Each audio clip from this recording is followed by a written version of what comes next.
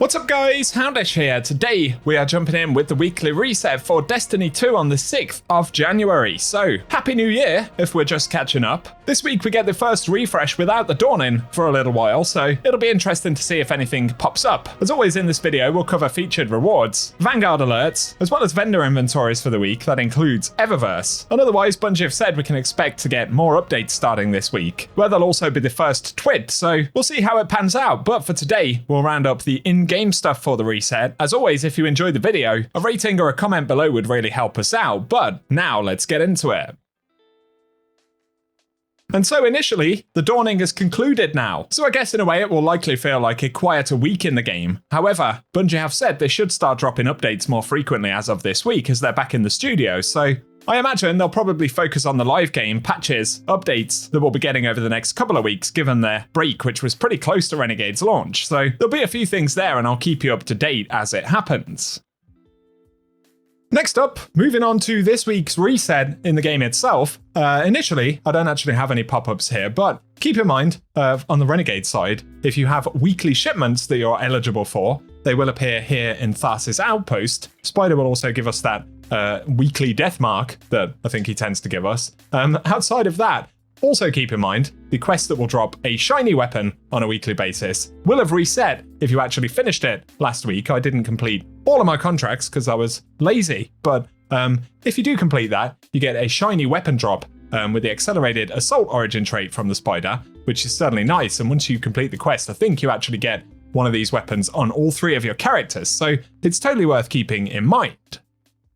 Otherwise, I can't see any accelerators or pop-ups for, bonus loot or things like that in the portal this week. We'll check again at the end of the video because sometimes those pop-ups are actually delayed. But moving over to the Vanguard alerts for this week, taking a look, the PSI Eterna appears to be the featured weapon once again. We'll check both of the playlists. The quick play one is not giving me the option to actually see the challenges for some reason, but PSI Eterna appears to be our quick play variant weapon once again, and that will drop with the accelerated assault origin trait, of course. And then we've got Defiant Battleground EDZ, this one dropping Duty Bound. This is our Grandmaster Vanguard alert. Was Duty Bound featured on the first week, or was it Horror's Least? It might have been Horror's Least. So yeah, this is probably the first opportunity to get accelerated assault on the Duty Bound, which is certainly nice. So let us know if you'll be diving into any of the Vanguard alert stuff this reset. And yes, I've loaded into an old tower. We can still speak to Eva Levante right here. I'm guessing, yeah, she's got nothing because she shouldn't be here. Go away, Space Grandma. Only joking, not being mean, because I think we won't see her till October, if I'm not mistaken. And next, checking in with Zavala right here for the featured weapon that it has this week. We've got the Monody 44, which is a high-impact fusion rifle. Looking at the roles, this appears to actually be the most popular role, according to Light GG. That's a lone wolf and destabilizing rounds. This one in the middle also has attrition orbs, and you've got successful warm-up as options there as well. So that would be kind of the meta pick based on what is most popular. But there are a few decent roles here. Just keep in mind, if you don't grab it today, the weapon rolls do actually change throughout the course of the week. You got other things like subsistence and destabilizing rounds. So I guess ultimately it depends what you are after on this thing. But let us know down below if you'll grab this roll or wait until Zavala's rolls change, as I believe they do change at daily reset. So that would be on Wednesday. But if you want one of these, be sure to grab it before we get to the next daily reset. And now looking at the Eververse store for the week, given that the dawning has concluded, we're finally getting some non-dawning stuff, which is nice. I'm just checking the main Bright Dust tab to see if we were going to get... No, we've got N7 stuff in terms of armor. I was looking out to see if we were getting Taken armor. Seems that Bungie may be rotating between multiple sets this time around. But anyway, for the front page of Eververse right here, for Bright Dust, we have the Rimshot exotic emote, which is up for 3,250 Bright Dust. That is a way of hitting a drum, by the way. That's the technical definition. Otherwise, we have in the bag a legendary emote right here, which is 700 Bright Dust. And then we've got Blade Swell. Is that Blades Well or Blades Swell? I'm assuming it's probably the second one.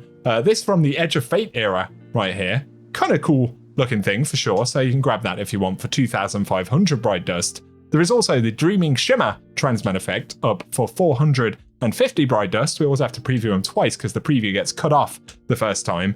Then for front page of Shaders at least, we have Seven Sisters available right here, which is a bit of a mashup of colors, especially with my pink lightsaber, and heat shielded, which I'm actually quite a big fan of this particular shader, available on the front page this week. But to the main Bright Dust section, we have Raising Iron, the exotic emote here for 3,250 Bright Dust. That's a pretty cool one from last season as well. If you're into your, what is it called? How can I forget the name of it? I was literally using it. Wolfsbane earlier on. Absolutely ridiculous.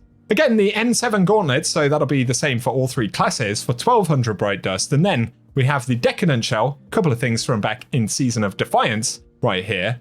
This one's 2,850 Bright Dust. There's also the Exohelion exotic ship available this week. That one's up for 2,000 Bright Dust. And then the Messenger exotic Sparrow is up from back in Echoes right there with kind of 9 themes on it. Obviously sent from Xur. It's also got the face tentacles popping out the side. So that's 2,500 Bright Dust. And we have the Splintered Mirror ornament right here, which is almost more Dawning themed than the Dawning themed stuff. With everything being frozen over, if you want that for Wicked Implement, it's 1,250 Bright Dust. And then there's the Altogether Now projection for 1,500 Bright Dust. But for the second page of shaders, we have 44 Steel available here from back in Forsaken. There is also Neopop Wave, which of course comes up quite frequently in the Eververse store. It does match the lightsaber though. 7 Sisters again, same as on the front page, so we won't preview it.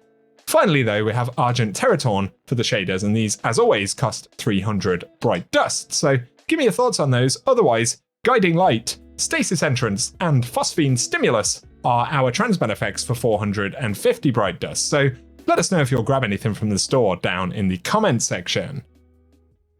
Our final step, as always, is to come and see Shader 1 down here in the annex from back in Forsaken. Should just have the Prodigal set of gear. I'm not sure if it has the same name for all 3 classes, but that's the set if you want it for cosmetic purposes. For our shaders, though, we have New Age Black Armory available this week, which is a pretty nice looking one. Otherwise, there is the new Pacific Rush, which is the worn variant of the shader. They used to have these worn and non-worn versions, of course. Lastly, though, we do have Dead Orbit Camo also available if you're after older faction shaders, and these, as always, are 10,000 Glimmer.